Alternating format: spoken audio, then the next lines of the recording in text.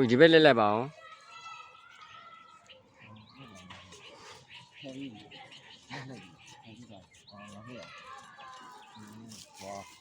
ပေါ်ဆုံးညမ်းမယ်ပါလို့နော်အိုးမကြောင်းခေါင်းမို့တဲ့ကိုမမြင့်နေပါပြီလို့နော်အဲ့လိုမျိုးပြောတာပေါ့နော်ဒါညမ်းစင်တာပါဒီနေ့ဆို4ရက်မြောက်ဖြစ်သွားပါပြီဖះတော့အောက်မှာပေါ့နော်ဒါထီးတင်မှုထက်ကနေစိုးရမှာဆိုတော့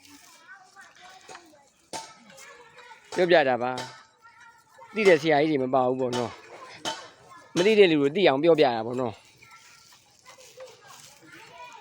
ဒီကတော့50လောက်ပဲရှိတာပေါ့နော်